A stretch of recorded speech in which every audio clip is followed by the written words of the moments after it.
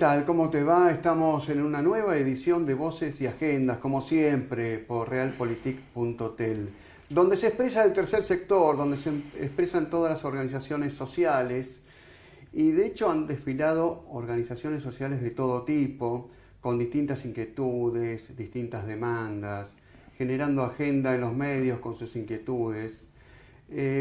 Por ejemplo, bueno, hablamos de inquietudes sociales y hay de todo tipo, hay que justamente ser un poquito más específico. Pero a quienes nos vamos a referir ahora, a quienes vamos a entrevistar ahora, es un dirigente muy interesante en cuanto a los postulados que pregona. Yo puedo decir que es una organización social de sueños para la República, creo que no me equivoco, una organización social de sueños para recuperar al país en cierta medida, donde por ahí se puede no coincidir en la ideología, pero creo que en las finalidades de poder mejorar, de hacer progresar al país, creo que estamos todos en el mismo tren. En este caso, en vez del mismo tren, como se trata de un foro para recuperar la industria naval, estamos hablando del mismo barco. Estamos con Martín Ayerbe, que es presidente del Foro Naval Hipólito Bouchard, a quien le damos la bienvenida aquí en Realpolitik. ¿Cómo te va? ¿Todo bien? Bien, Martín, ¿cómo andás? Bueno, me alegra mucho tu presencia. Hacía rato que queríamos traerte justamente aquí al canal. Y bueno, esto es un poco de sueños, pero si hablamos de sueños también tendría cierto formato de debilidad, con lo cual yo creo que estás muy firme en tus convicciones, como para proponer lo que propones. Y podemos empezar un poquito por eso. Te pedimos un título respecto de el Foro Naval Hipólito Bouchard. ¿Qué propone como sueño para la Argentina? Bueno, nosotros somos una organización libre del pueblo que impulsa la creación del Ministerio de Asuntos Marítimos y Navales de la Nación, dado que el 63% del territorio nacional está en el mar, 2.800.000 kilómetros cuadrados de espacio en continente americano, 1 millón de kilómetros cuadrados en continente antártico y 6.500.000 kilómetros cuadrados de espacio marítimo argentino. Esta condición marítima de la Argentina a partir del año 2009 hizo que la Argentina creciera, pegara el estirón, y es irreversible la condición marítima del país, y eso requiere atender las cuestiones marítimas y navales con un ministerio que pueda desarrollar una política de navegación de ultramar, de desarrollo de astilleros, de construcciones navales, y que también desde ese ministerio se aborde la cuestión pesquera de recursos hidrocarburíferos y minerales del Atlántico Sur, y también la cuestión de la proyección antártica de nuestro país en lo que constituye todo el territorio del espacio marítimo argentino. ¿Hay modelos así en otros países de un ministerio que tenga esa complejidad como base para atender? Los ingleses. Los ingleses, sí. Claro. Pero su poder es la Royal Navy. Claro, está bien.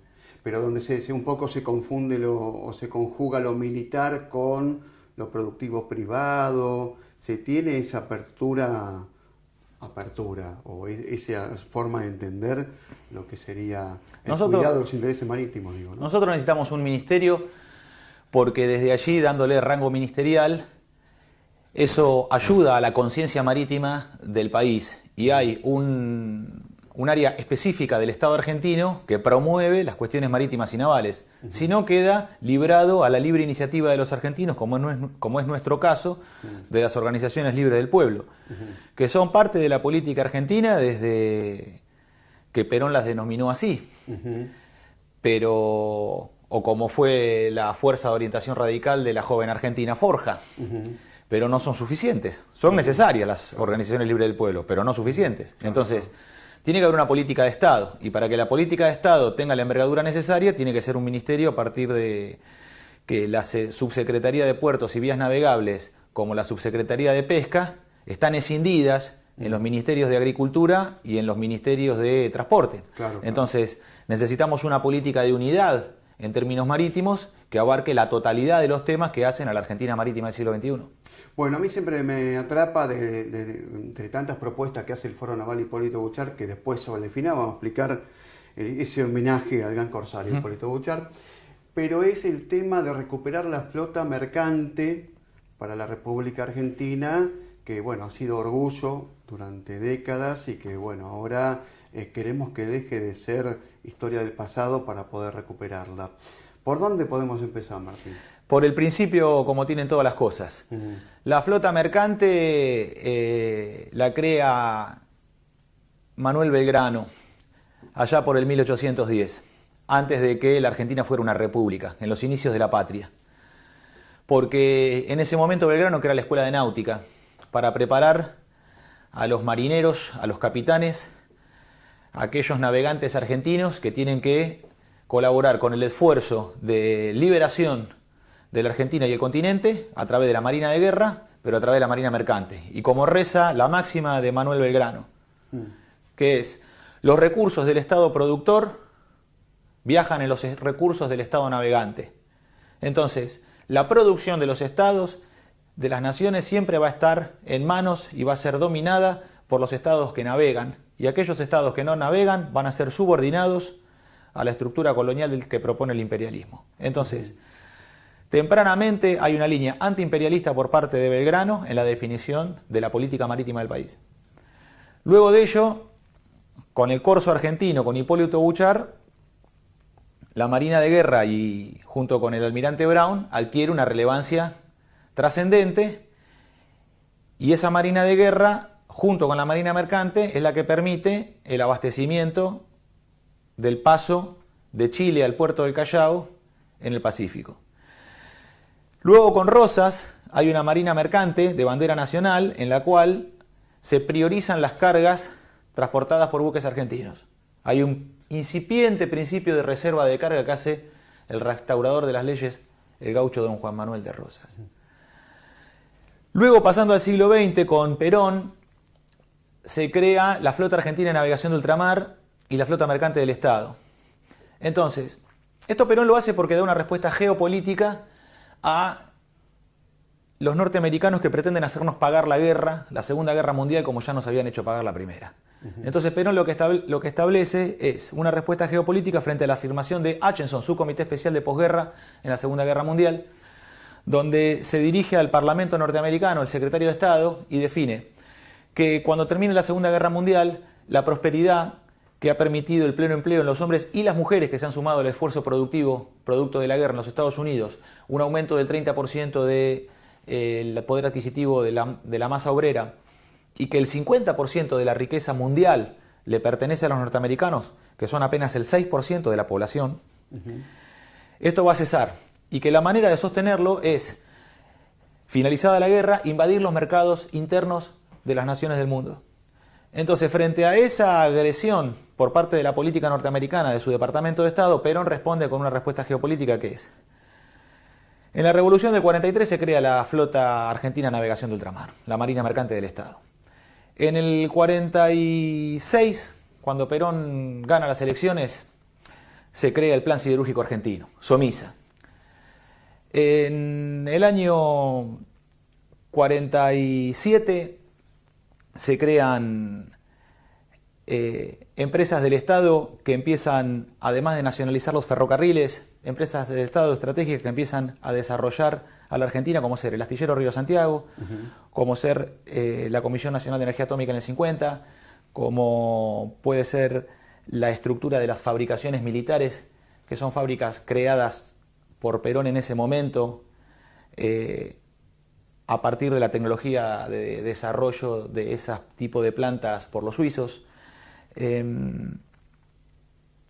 Entonces hay un plano geoestratégico del desarrollo en el plano de la siderurgia con SOMISA, en el plano de la Marina Mercante, cerraba, digamos, todo, ¿no? en el caso de IAM, Industrias Aeronáuticas y Mecánicas del Estado, que es la que desarrolla la industria liviana en la producción de aviones, autos, camiones, motos, tractores y motores aeronáuticos Indio, Gaucho a pistón, y Derwent 5 y Rolls-Royce bajo licencia inglesa en lo que es reactores, turbinas a reacción. Entonces, esa respuesta geopolítica de Perón es la que permite preservar el mercado interno argentino con producción nacional y valor agregado nacional y trabajo en el país. Y es la Marina Mercante la que realiza el verdadero intercambio del comercio exterior. Porque cuando Perón crea el Instituto Argentino para Promoción del Intercambio, que es el IAPI, que compra la totalidad de la cosecha, que le da precio sostén al productor, que le da seguro contra la sequía, contra las plagas o contra el granizo, y que aunque pierda la cosecha, el pequeño productor puede Tiene como un continuar seguro. porque tiene un seguro que la cosecha se le paga igual. Claro. La entregue o no la entregue, la cosecha se le paga igual, porque la intención no era que nadie se funda, sino que todo el mundo pueda trabajar y prosperar. Entonces el Estado se hacía cargo del quebranto en el caso de que hubiera un fenómeno climático contrario que pudiera afectar los rindes de producción. Y se entregaban tractores a cambio de quintales. Entonces el IAPI fomentaba a través del intercambio la compra de la cosecha y la tecnificación del campo en ese momento. Y la sustitución de importaciones. Ahora, esta sustitución de importaciones tenía un brazo logístico, porque mientras los buques mercantes argentinos colocaban la cosecha y los productos argentinos en el mundo y defendían el valor, como en el caso del precio de la carne, como lo explica Perón, que los ingleses nos pagaban $250 la tonelada, cuando en el mercado internacional de Chicago se cotizaba $750. Cuando Perón va a exigir $500 por tonelada, los ingleses se quejan porque es el doble de lo que pagan. Perón dice es menos de lo que vale y vamos a ver quién aguanta más, si ustedes que tienen el apetito o nosotros con nuestros buques con carga refrigerada. Que si no quieren comprar, ponemos proa para Rusia, proa para Alemania, proa para España, proa para el África, proa para el sudeste asiático. Y va a haber en el mundo quien quiera comprar la carne argentina. Un gran ejemplo de lo que era la fortaleza de la flota mercante en esa época. La flota mercante, que es el brazo logístico, el eslabón material del ejercicio del comercio exterior por parte del Estado. Porque el IAPI es el que realiza las operaciones comerciales, es el plano intelectual del comercio. Ahora, la marina mercante es el hecho físico del comercio, porque es aquella que lleva las cargas y que también adquiría los productos de importación que el país necesitaba, tanto sean máquinas, herramientas para la producción nacional. Los bienes de capital famosos. Los bienes de capital. O en el caso de insumos que el país no tuviera. Claro, totalmente. Pero ¿cómo se realizaba eso? No a partir de la libertad de mercado, donde las cámaras importadoras argentinas se dedican a comprar lo más barato que encuentran en el mundo e inundar de basura y de chatarra de pésima calidad el mercado interno argentino, destruyendo la industria nacional. Lo que se hacía era adquirir el factor de escala y el país no compraba 1, 2, 3 tornos. El país adquiría tornos, fresadoras, rectificadoras, cepillos a gran escala, de a miles, lo que constituía un lote económico de transporte, por el cual se acordaba con un determinado país un lote económico de transporte, hasta completar carga. Y eso permitía que ese lote económico de transporte fuera la adquisición de grandes volúmenes, lo cual reducían los precios de adquisición y eso se distribuía en la industria nacional de la pequeña y mediana. Perdóname, Martín, porque está todo maravilloso lo que contás, pero acá están los rigores de los tiempos, ¿viste? Podemos trazar un cuadro histórico espectacular de la flota mercante, pero lo interesante es que de lo que era esa época dorada, que bien la trazás, es porque estamos hablando de recuperar industria naval. Si hablamos de recuperar es porque esa época dorada se desdibujó, más que desdibujó. Yo te voy a pedir el poder de síntesis para relatar lo que ha sido la destrucción de la flota mercante y tu idea de recuperación, ¿no? No sé cómo lo podríamos... Bueno, la destrucción es en la década del 90, empieza la destrucción con la dictadura militar de Videla y Martínez de Hoz, con el principio de las privatizaciones y las desregulaciones del mercado interno argentino. Se destruye Industrias Aeronáuticas y Mecánicas del Estado, por ejemplo, la cierra Martínez de Hoz y se deja de fabricar rastrojero, para cederle el mercado interno de utilitarios a Ford y a Chevrolet. Y en los 90, con Menem y la 23696, la ley de reforma del Estado, que el país tiene que derogar, que este gobierno tiene que derogar, para eso hemos militado la campaña y para eso hemos votado y para eso hemos armado lista, para terminar con las injusticias que se han cometido en nuestra contra.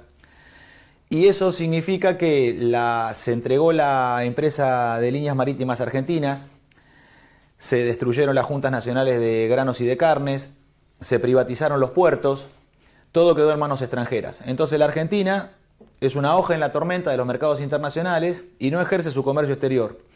Y el alimento de la Argentina no es de los argentinos. Por eso la situación de hambre en la que nos encontramos, porque el alimento está en manos de las multinacionales. Ni siquiera de la oligarquía, que ya no produce, solamente alquila los campos. El alimento está en manos de las multinacionales del comercio exterior. Cargill, Continental, Dreyfus, H. Mildan, Bunge, los de siempre. Hace 500 años que dominan el comercio en el mundo. Entonces, La Argentina tiene que crear una empresa de líneas no mercantes, sino multimodales argentinas, una ELMA del siglo XXI. ¿Cuál es el punto de partida? ¿De dónde estamos partiendo para decir, bueno, queremos ir a una industria pujante? Partimos de la destrucción total. Claro. No tenemos marina mercante, los astilleros privados cerraron todos, Astarza, Príncipe Menguipenco, Alianza, Sanim, Mestrina, todos ellos cerraron en los 90. Solamente Río Santiago se mantuvo abierto porque peleó y defendiendo los intereses nacionales. Y en ese caso el astillero está listo para construir la Marina Mercante Argentina, que constaría de, para ejercer el 50%, que es el derecho internacional a reserva de carga, 118 graneleros, 39 petroleros, 14 portacontenedores. Con ese tamaño de flota de 171 barcos aproximadamente. A ver, repetí eso porque es muy importante. ¿Cuántos barcos? ¿Cuántas embarcaciones? 118 graneleros. Graneleros. Para transportar la cosecha, todo lo que es a granel, en bodega. 14 portacontenedores para carga containerizada de 3.500 contenedores cada uno. Que eso 14 está bien, es suficiente. Sí, con eso alcanza porque es alto valor agregado, pero el volumen es pequeño. Pensando en la industria informática, en todo eso. Sí, todo. Autopartes. Todo. Y 39 petroleros. Sí. De pequeño tamaño, de no más de 150 metros de largo y 39.000 toneladas de porte bruto, porque principalmente lo necesitamos para hacer el cabotaje de Comodoro Rivadavia. Y también el cabotaje que tendríamos que hacer con Venezuela en una alianza estratégica con Venezuela. Entonces, valiéndonos de YPF y recuperando YPF flota, nosotros esos 39 petroleros nos permitirían operar con petróleos de Venezuela, trayendo el crudo venezolano en buques argentinos e independizarnos de la importación de las multinacionales. ¿La producción petrolera que hay en el país también? No es suficiente, fue deprimida y entregada. ¿Vaca Muerta para vos es un simple título o es una proyección? Si Vaca Muerta no la opera YPF, no va a ser para los argentinos, va a ser para las multinacionales. Y los planes que continúan son esos. Y no van a dejar ningún ingreso en el país. Va a ser insignificante lo que dejen. El 80% del petróleo neuquino está en manos de las multinacionales, no está en manos de los argentinos. Lo que hay que hacer es derogar la ley corta de provincialización del petróleo y volver a una YPF 100% estatal como la creó Irigoyen y Mosconi. Esta YPF Pero ahí hay un donde duerme el zorro. ¿Hay un obstáculo constitucional con el tema de los recursos que son de las provincias y demás? Sí, eso es otra de las atrocidades que la partidocracia demoliberal hizo en la Argentina. Los liberales y los keynesianos, que pactaron en la década del 90 la privatización, la provincialización, para destruir la educación argentina, la salud argentina y el petróleo también. Porque la educación fue provincializada, la salud fue provincializada, el petróleo fue provincializado. Eso es un diseño del Banco Mundial, no es el diseño argentino. Tema para otro programa, Martín, espectacular lo que estás planteando. Entonces, queremos ir a los 118 barcos que proponés, según lo describiste. Otra vez, ¿por dónde empezamos? Por el principio. Pero ¿en qué nivel estamos? ¿Qué nos hace falta de todo? Tema estratégico, tema soporte, tema conocimiento. ¿Cómo estamos? Nosotros ya tenemos el problema político resuelto porque tenemos 3 proyectos de ley. Transporte por agua con reserva de carga para hacernos del mercado de cargas internacionales por 3.500 millones de dólares para facturar para la bandera nacional. Hoy la Argentina tiene un quebranto de 7.000 millones de dólares porque paga todo lo que entra y todo lo que sale. Haciendo la mitad que nos corresponde, la balanza comercial argentina no tendría quebranto. No habría la desesperación que hay en este momento para pagar las deudas contraídas en el pasado, donde ya se está defolteando la deuda de la provincia de Buenos Aires y se va a defoltear la deuda de la nación. Ahí hay una masa de recursos muy importantes. No se pudieron pagar menos de 300 millones de una cuota. Perdóname, pero yo a veces cambiando... Tenemos 3.500 millones por hacer. Ese es hay el mercado. Tema, porque si se desfoltea es porque no se tiene la plata. Bueno, pero hay un mercado que no estamos aprovechando, que es el mercado de cargas internacionales. Y el Fondo de Desarrollo de Industria Naval Nacional, que estos dos tienen origen en el astillero Río Santiago, bajo la pluma del ingeniero Ángel Cadelli, histórico de la lucha contra la defensa en la década del 90. Un saludo, Ángel Cadelli. Entonces, el Fondo de Desarrollo de Industria Naval graba con un 2% a todos los fletes que entran y salen del país y eso permite un fondeo genuino con el cual nosotros podemos hacernos de un ingreso fiscal constante de 140 millones de dólares. De ahí salen los recursos. Con la cuota de retorno del armador, porque una parte va al subsidio naval y otra parte va a la cuota, al crédito, el fondo se estabiliza en 350 millones de dólares. Eso nos permite a nosotros poder construir por año entre 5 y 7 buques. ¿Eso es un impuesto o una tasa? No importa. Sí, es un impuesto del 2%. Con 5 barcos por año, nosotros en 35 años podemos llegar a tener el tamaño de flota que necesitamos. Y esto nos permitiría saturar la capacidad instalada de la industria naval, porque sin tirar al agua 5 buques por año, cuando cada buque tarda no menos de 2 años en construcción, entre 2 y 3 años cada barco, esto saturaría la capacidad instalada naval y tendríamos que distribuir en todos los astilleros que cerraron tareas para que vuelva a renacer la industria naval argentina. ¿Cuántos puestos de trabajo estaríamos creando? 150.000 por año. 150.000. Todos los años, por 35 años. ¿Vos lo firmarías? Constante. ¿Lo firmarías Más vale. eso en un documento? Están hechos los cálculos, están los proyectos de ley con estado parlamentario. En esta época en que escasea el laburo, decir que podemos... Pero se necesita gente que tenga la voluntad patriótica de generar trabajo real en la Argentina, en blanco, a planta permanente, con vacaciones, con aguinaldo y salario familiar. Y eso somos nosotros, el Estado empresario argentino. La alternancia liberal keynesiana no le da para más que recaudar impositivamente. Pero la acción empresaria del Estado es superior a todas ellas. Y es la línea nacional de San Martín con las fábricas militares, es la línea de Rosas con la ley de aduanas y la protección del mercado interno y la PYME, es Irijón y Jenny Mosconi con Somisa y el área material Córdoba, la fábrica de aviones, y es Perón con las 300 empresas del Estado. Esa es la ideología argentina, que no es ni liberal, ni keynesiana, ni marxista. Es 100% argentina, porque Carlos Marx nació en 1818. Pero en el plan de operaciones de Mariano Moreno se crean las fábricas de pólvoras, armas y fusiles en Buenos Aires, Córdoba y Tucumán. Entonces el Estado empresario argentino es anterior. ¿Puedo decir que el Estado argentino le ganó a Marx? Por supuesto. ¡Qué bárbaro! Y además la YPF de Irigoyen y Mosconi demuestra que los radicales de Irigoyen y Mosconi corrieron por izquierda a los comunistas de la Unión de República Socialista Soviética de Stalin, Lenin y Trotsky. Porque fueron ellos los primeros que crearon la primer petrolera estatal del mundo, los radicales. Ahora están un poco confundidos, han perdido el rumbo.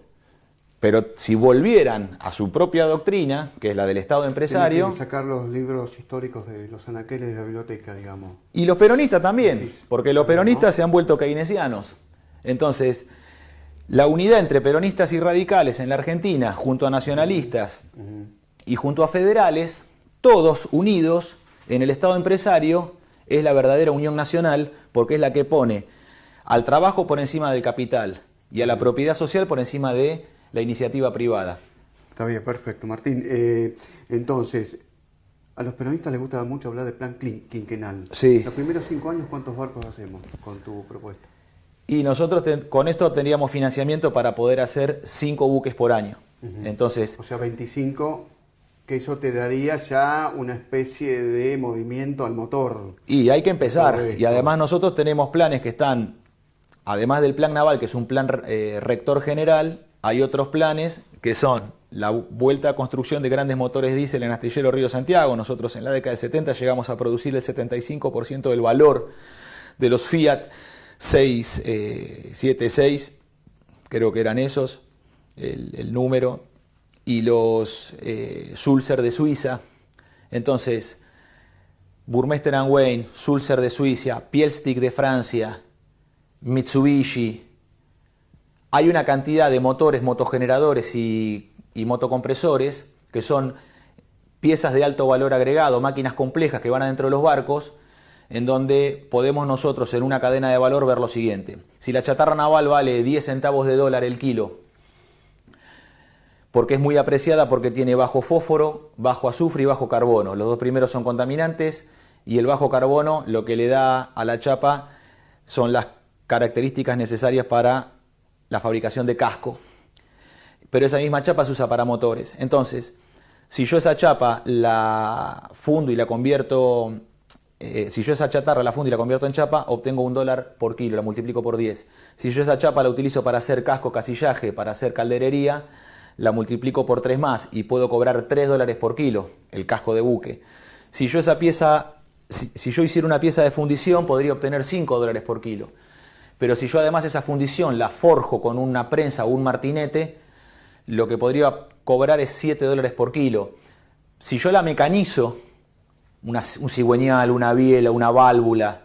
Si yo la mecanizo a esa pieza forjada, puedo cobrar entre 9 y 12 dólares por kilo. Pero si además un mecánico, junto con los electricistas, con los montadores, colocan esa pieza dentro de una máquina compleja como es un motor, un motogenerador, un motocompresor, se puede cobrar entre 18 y 28 dólares por kilo. Esto es el 2.800% de valor que solo lo da el trabajo.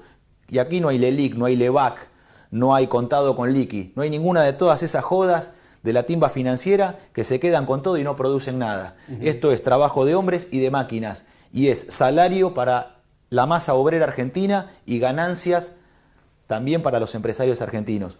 Porque en esa cadena de valor el trabajo de hombres y máquinas es lo único que produce valor. Y en ese sentido son partes, piezas de alto valor agregado de la industria naval que después de la década del 80 ya no se fabricaron más en el país. Hace 30 años que no fabricamos grandes motores diésel y nuestros planes van en ese sentido. Lo mismo con la producción de maquinaria de cubierta, lo mismo con el plan de alistamiento avanzado para Río Santiago y demás. Veremos los acontecimientos en pleno desarrollo hacia dónde llevan el país. Pero el tercer proyecto que complementa toda esta actividad industrial es el ejercicio de la navegación, porque cada vez que los astilleros nacionales fabrican un barco, fabrican para dos industrias. Además de fabricar un gran bien de capital, crean industria del flete. Claro. Entonces, ese barco es industria del flete. Importar flete es lo mismo que importar aire. Es de lo más estúpido que hay, porque se importa un servicio que no se adquiere nunca finalmente. No se compra una máquina. Es como alquilar la casa que nunca va a ser tuya. Entonces, alquilar flete es de lo más estúpido que hay. Cuando nosotros construimos un barco en la Argentina, colaboramos con dos industrias, con la de grandes bienes de capital y con la industria del flete. Para eso el proyecto Empresa de Líneas Multimodales Argentina del siglo XXI, que también tiene estado parlamentario, que crea una corporación estatal que se vale del modo ferroviario, el carretero, el aeronáutico y el naval, los 4 modos de transporte, para ejercer toda la cadena de valor. Así como en el turismo, el servicio puerta a puerta.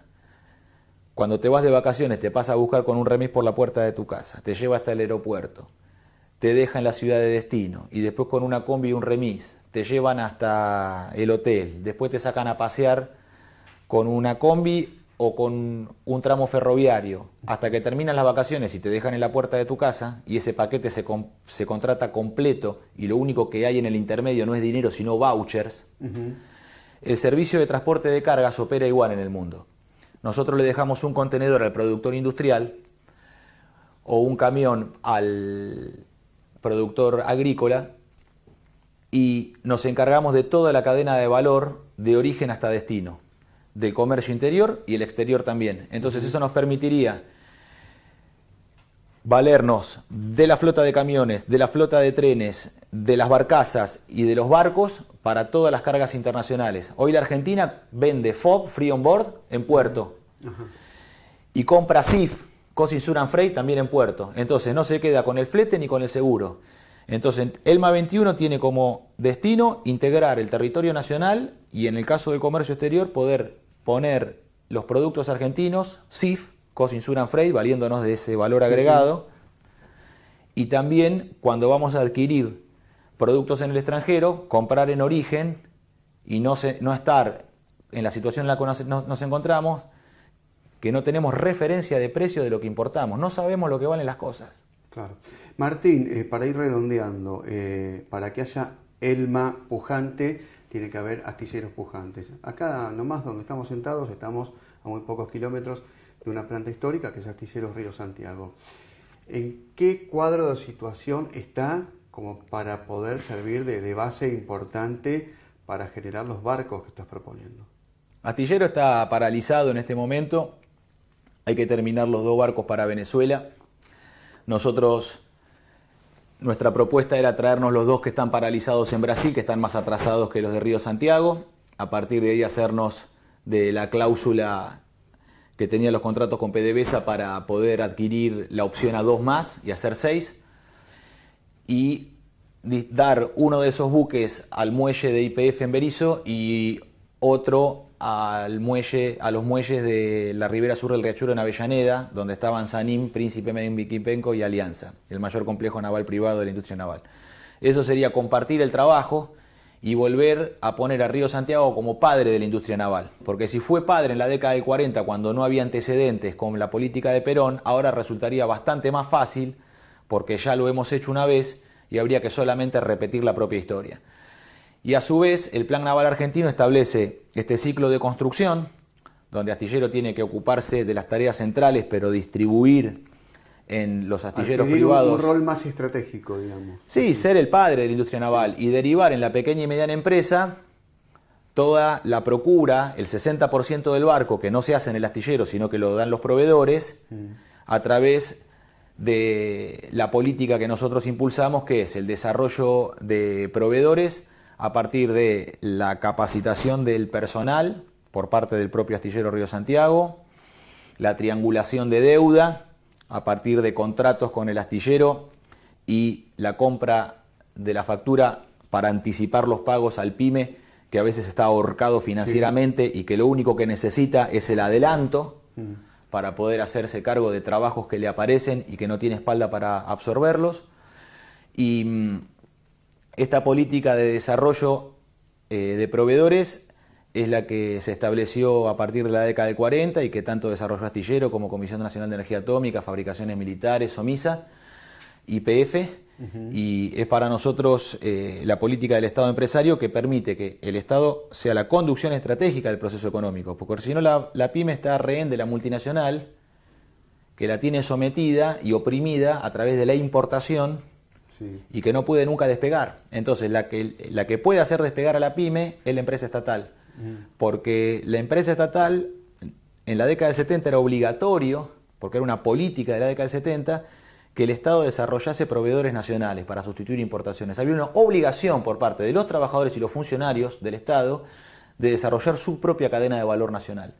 Eso llegó a niveles de excelencia, como en el caso de las fundiciones M, Fundición Berizo, Fundición Ensenada, que si bien ninguna supera los 100 trabajadores, llegaron a fabricar componentes para barcos, desde válvulas globo, canillas de bronce, hasta hélices de almirantibraz, de bronce del almirantazgo, para corbetas, para buques de guerra, bajo normas militares y de la NATO.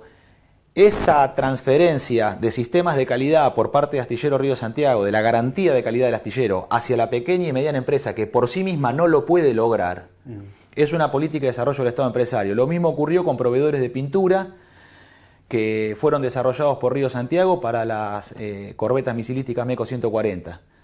El cuento termina que los alemanes piden conocer al proveedor argentino y terminan comprándole a una pyme argentina pintura para buques de la OTAN, de la Organización Tratado Atlántico Norte. Eso nunca lo hubiera logrado el pyme por sí mismo. Claro. Pero a través del desarrollo del Estado empresario, la pyme, siendo parte de la cadena de valor del Estado empresario, puede involucrarse en tareas de muy alto nivel y prestigio. Bueno, Martín, vamos a hacer una pausa grande acá, porque la verdad que te felicitamos por el empuje, por toda esta idea que tenés, en la cual no estás solo, sabemos que es un trabajo de equipo, un trabajo que viene realizando de propuestas a través del Foro Naval Hipólito Buchar. Te agradecemos la presencia. Por último, preguntarte, para que quede justamente en conocimiento de quienes nos están mirando del otro lado, Hipólito Buchar, ¿por qué el nombre de Hipólito Buchar para este foro?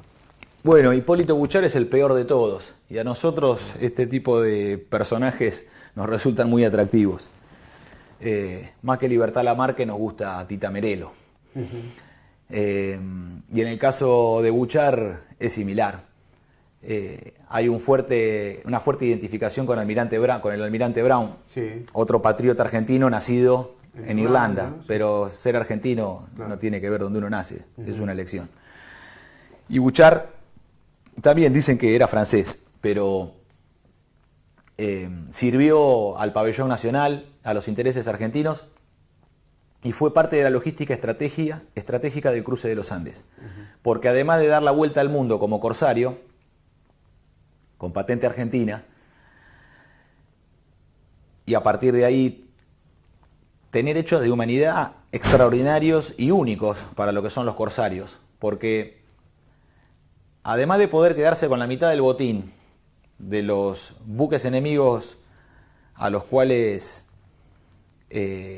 lograba tomar bajo su poder, liberaba esclavos de buques holandeses y de buques ingleses. Entonces, esos negros del África que eran sometidos como esclavos por la corona británica y la corona holandesa, encontraban en Hipólito Bouchard un hombre, un humano universal, un ser humano universal que... Un avanzado para la época, digamos, ¿no? Que le daba la libertad. Entonces, eso es muy potente en lo que es su travesía dando la vuelta al mundo, cruzando todos los mares. Y en el plano de la logística de liberación, Bouchard es parte del esfuerzo logístico para la guerra cuando San Martín cruza los Andes y logra tomar control de Chile. Tienen que partir al Perú, porque el objetivo de cruzar los Andes era subir por el Pacífico, porque el ejército del norte había sido derrotado en más de una oportunidad. A Belgrano lo habían reventado a palo más de una vez. Entonces él arregla con Martín Miguel de Güemes la guerra de guerrillas que Güemes les da para mantener a los godos entretenidos en el norte, sin poder nunca derrotarlos. Claro. Pero tampoco ser derrotados. Que no avanzaran. Que no avanzaran. Entonces, ahí hay un rol estratégico que los gauchos de Güemes, que la guerra gaucha realiza en tierra, pero también la marina de Bouchard es la que permite llegar al puerto del Callao y llegar al epicentro del poder realista, que es en el Alto Perú. Claro. Entonces, si no hubiera un hombre de coraje como Bouchard, complementando la acción estratégica de San Martín, no sé cuál hubiera sido el destino. Entonces, para nosotros es uno de los patriotas fundamentales de la emancipación de nuestro continente. ¿Lo propondrías para un billete de estos que se van a estar imprimiendo? Sí, hay un montón. Y a Carlos Gardel también. Bueno. Martín Ayerbe, muchísimas gracias. Gracias a vos, Martín. Y bueno, esperemos que te haya gustado esta edición de Voces y Agendas aquí por realpolitik.tel. Hasta un próximo encuentro.